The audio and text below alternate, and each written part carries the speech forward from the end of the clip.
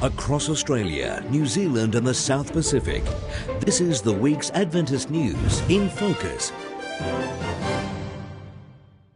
Hello, thanks for joining us this week. I'm Danielle Sinnott. Last weekend saw Seventh-day Adventists around the world take some time to remember the millions of women who suffer violence and abuse and to focus on prevention strategies.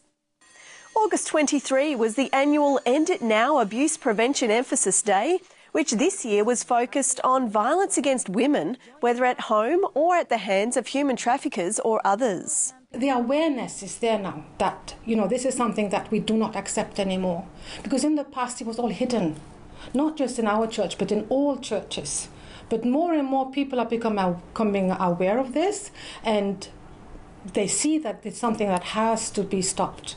In Solomon Islands, the Burns Creek Adventist Church in the capital, Honiara, invited one of the nation's High Court judges to speak on the issue of violence against women, with an emphasis on the legal aspects. One of Australia's leading Christian tertiary institutions is making moves towards becoming the nation's third Christian university. Wesley Institute in Sydney, which claims the title of Australia's leading Christian arts college, has announced a partnership with Indiana Wesleyan University in the United States. It's a relationship that Wesley believes will expedite their application for university college status, with a view to becoming a fully fledged university later on. Last year, the Adventist Church's Avondale College of Higher Education embarked on a similar strategy, partnering with Charles Sturt University and announcing plans to apply for university college status as an intermediate goal. While timelines are dependent on government accreditation processes in both cases, Wesley Institute has announced a firm date for a name change. From January 2015, they'll be known as Excelsior College. The global leader of the Seventh-day Adventist Church, Dr. Ted Wilson, has reiterated the Church's strong support for belief in a literal six-day biblical creation. At a Bible and Science conference in Nevada, Dr. Wilson suggested that school or university teachers who oppose the literal understanding of the Genesis account of creation should not teach in educational institutions operated by the Church. Dr. Wilson, in his keynote address, urged both church leaders and teachers to reject theories of both theistic and general evolution completely.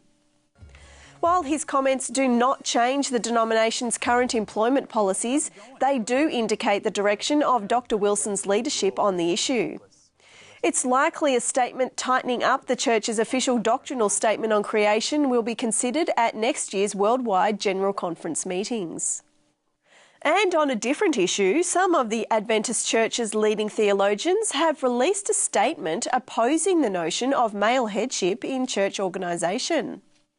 The statement from seminary faculty members at Andrews University in Michigan affirms that Christ is the only rightful head of the church and that church leaders can only legitimately operate as servants. While the theologians accepted biblical evidence for husbands to be the head of their homes, they denied that this pattern should influence leadership structures in the church. Delegates at next year's General Conference meetings will vote on whether women pastors should be fully ordained within the Seventh-day Adventist Church. You can see more Christian news on this week's full half hour of Record in Focus, as well as these special features. James Toogood discovers the possibilities of fennel. Okay. And it can be used in at least 5 ways, James. Yes. As a vegetable, yes, as a herb, yes, as a spice, yes, as a garnish, yes, and even as a tea. And we meet a Christian pastor who's been arrested for his faith and is ready to do it again.